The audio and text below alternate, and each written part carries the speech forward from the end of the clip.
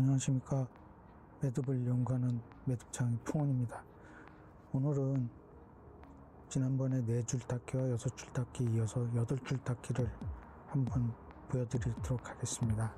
어렵지 않으니까 한번 또 여러분이 보시고 시도해 보시기 바랍니다. 4줄을 양 갈래로 하시고 오른쪽이든 왼쪽이든 아무 줄이나 반대쪽 가운데 2줄 사이로 한번 넘겨 오십니다. 그 다음에 이쪽은 라이트 퍼플이 오른쪽 가운데, 화이트가 또 가운데로, 이쪽 화이트도 가운데로, 이제 네이비가 가운데로. 전혀 어렵지 않습니다. 오히려 4줄 6줄보다 더 쉽습니다. 네이비가 또 오른쪽 가운데로. 8줄 닫기 중에 두세 가지 몇 가지가 더 있는데 이거는 오늘 헤링본이라는 이름의 매듭법입니다. 왼쪽 2칸 위로, 오른쪽 2칸 위로, 왼쪽 2칸 위로, 오른쪽 2칸 위로.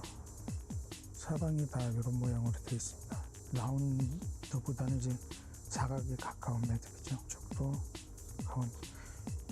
이것만 계속 반복하시면 됩니다. 왼쪽 오른쪽 번갈아 가면서 언더 투 오버 투. 이렇게 지나오는 걸 언더, 넘어가는 걸 오버라고 합니다. 그냥 우리는 그냥 가로질러 간다는 표현도 쓰는데 매듭할 때 이렇게 이해하시면 외우기도 쉽고 조금 더 편하게 할 수가 있습니다. 오버 투.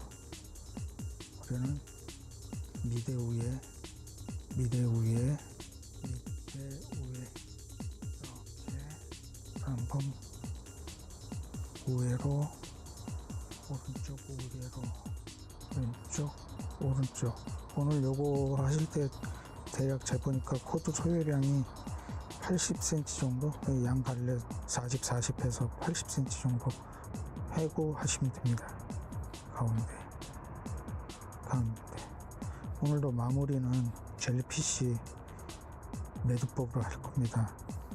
해파리 매듭법으로 이렇게 쭉 이렇게 길게 하셔서 집에 애완견이 있으면 애완견 리드줄로도 하실 수 있고, 조금 길게 해서 한 1m 20 정도로 해서 목줄로도 하셔도 좋을 것 같습니다. 이렇게. 자, 한 번만 더 하고 젤리피쉬 매듭에 들어가겠습니다. 자, 어제처럼 빵끈이나 고무줄로 고정만 시켜주시고요.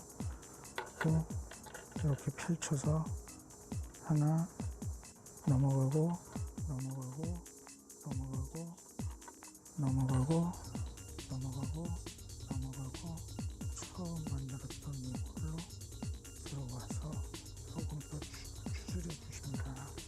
네, 이렇게 되셨나요?